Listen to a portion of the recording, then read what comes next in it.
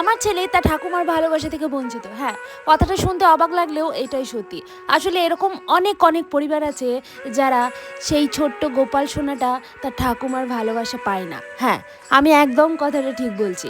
আসলে এই ভিডিওটা যারা দেখছে না, যাদের সাথে এরকম হয়েছে একটা কিন্তু কমেন্ট রেখেই যাবেন। নমস্কার, আমি সুজাতা। বলবো আমার জীবনের একটা রিয়েল স্টোরি যে আমার সাথে ঠিক কী হয়েছিল। আমার শাশুড়ির কথা যদি জিজ্ঞাসা করেন, ওনার নাতি বা নাতনি যাই বলেন না কেন ওনার আছে, কিন্তু সেটা ছেলের মেয়ে বা ছেলে নয়, সেটা হচ্ছে তার মেয়ের ছেলে মেয়ে। হ্যাঁ, তারাই তার জীবন, একদম তার নিঃশ্বাস, তার প্রাণ, তার সব কিছু। আমি ভাবলে অবাক হয়ে যায় কেন এরকম দুই চোখ দিয়ে দেখে।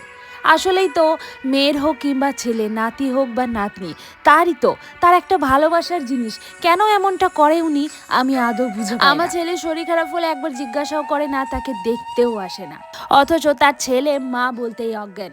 মানে এটা কেমন হিসাব, আমি সত্যিই বুঝতে পারি না। আমি সুজাতা বিয়ে হওয়ার পর থেকে আমার ছেলে সবসময় তার দিয়াকেই চেনে। হ্যাঁ, তার দিদুনকে ছাড়া আর কিছু চেনে না, কারণ তার ঠাম্মা কোনোদিন তাকে ভালোই বাসেনি, আর কাছে গেলেও কীরকম জানি দুর্ব্যবহার করে।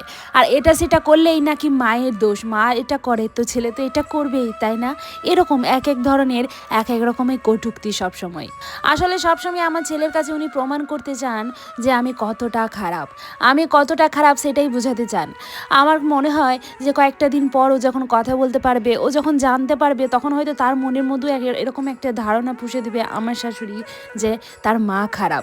আসলে শিশুদের সম্পর্কে, মানে শিশুদের মনের মধ্যে এরকম কিছু ঢোকানো উচিত নয়, কিন্তু তাকে আমি ওটা বলেও পারি না। কিছু বললে বলে ওটা তো আমি কথার কথা বলছি, তাই বলে কি ও শিখবে নাকি, ও বলতে পারে নাকি, এরকম একটা মন্তব্য আমাকে করে দেয়। ভিন্নভাবে কি করে দেখতে পারে একটা মানুষ? উনি তো বয়স্ক মানুষ, আমার হাঁটুর বয়সী, তার উপর আমার উপর কেন এত হিংসা? আমার বাচ্চাটার, এইটুকুনি বাচ্চাটার উপর কেন এত হিংসা? আমি সত্যি বুঝতে পারি না।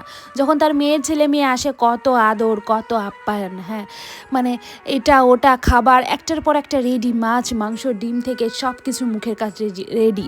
এমনকি আমাকে তার হুকুম চলে যে আমাকে এটা রান্না করে দিতে হবে, তার নাতি এটা খেতে ভালোবাসে, নাতনি এটা খেতে ভালোবাসে, অথচ আমার ছেলেকে কখনো নিয়ে একটু উপকার করে না। আমি কাজের মধ্যে প্রায়ই ফেঁসে যাই, তাকে খাওয়াতে দাওয়াতে, রান্না, ধোয়া মোছা সব কিছুতেই আমি একদম বোর ফিল করি। বোর নয়, ঠিক বোর বললে কথাটা ভুল হবে, আমি একদমই খুব কষ্ট ফিল করি। আমার পিঠে শিরদাঁড়া যন্ত্রণা করে, কারণ আমার সিজারিয়ান বেবি, ঠিক আছে? আমি সেভাবে কোনো রেস্টও পাইনি, কিন্তু এই কথাগুলো উনি বুঝেই না। বলে এটা কোনো মানে হলো? তার উপরে আবার ওনার মেয়ের হয়েছে নর্মাল ডেলিভারি, তারপর থেকে তো আমার উপর একটা কোণঠাসা আছেই আছে।